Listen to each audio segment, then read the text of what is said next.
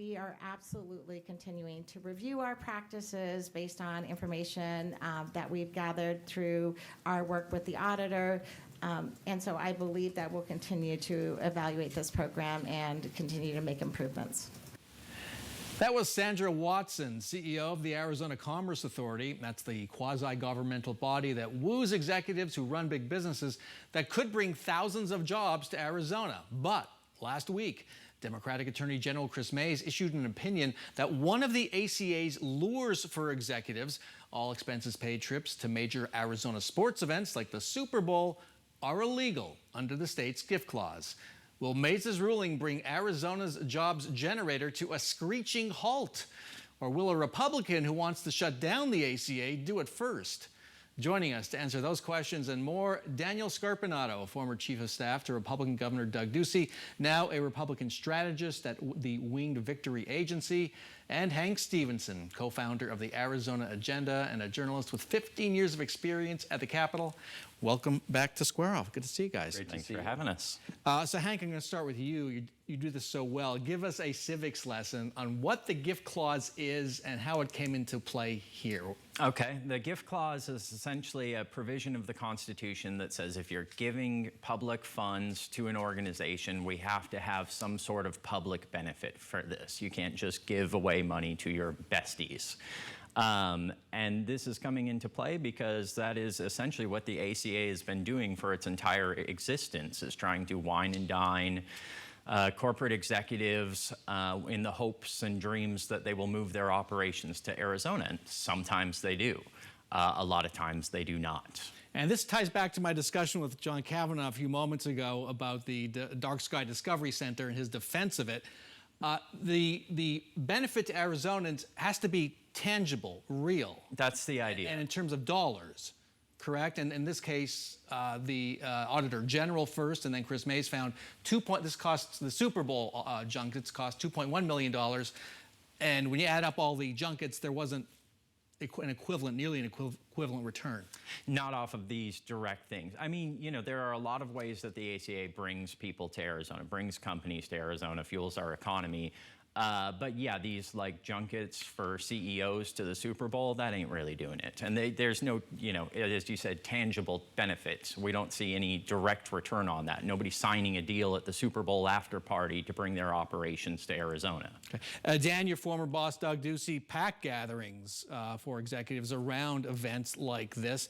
What's the impact if the ACA can't do this? Well, I think it's very significant. I do think these have a tangible benefit. I do think, while I respect the Attorney General and the Auditor General, I think that this opinion or memo or whatever you want to call it was poorly written. And there's a lot of frustration within the business community, which feels like they're taking it from both sides right now. And we've had a huge economic growth in Arizona the last few years. The Commerce Authority has been critical to that. It was created under Republican Governor Jan Brewer with a super majority, including Russell Pierce in the legislature. So I think that when whatever you think about this agency or its programs, every state in the country is doing this. And if we decide to unilaterally disarm as a state, there will be consequences from an economic growth standpoint, and that budget deficit will be bigger. Now, Sandra Watson has a few days to really figure out what to do, and I think there are junkets planned for the Waste Management Open in February and the NCAA Final Four in March. Do you think those will go ahead?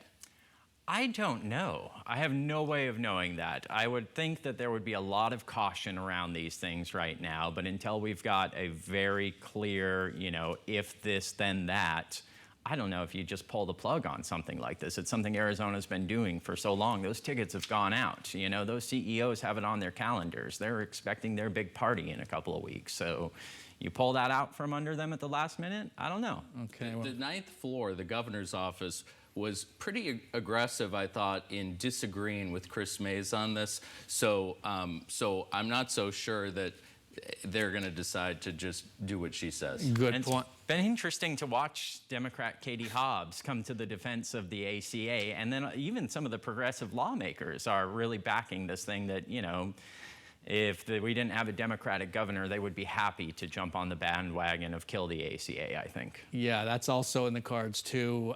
Who knows if Hobbs will never let that happen. Well, she actually, it's interesting because I didn't recall this, but she voted against the creation of the agency. But I think it kind of shows when you're governor, you have a broader view of the job and kind of the best interests of the state. All right, let's move to Prop 123. Voters approved it in 2016. It pumps about $350 million a year into K-12 schools. The money comes from the State Land Trust Fund, which is as old as Arizona itself.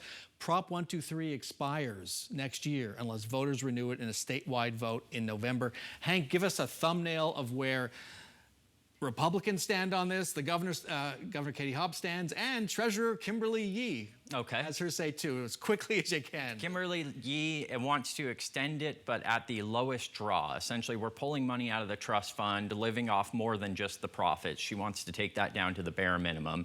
Republicans want to go a little higher, use that all for teacher raises, and the governor wants to go even higher than that, use it for teacher raises and staff and other things for schools. The governor wants to go to close 8% or higher.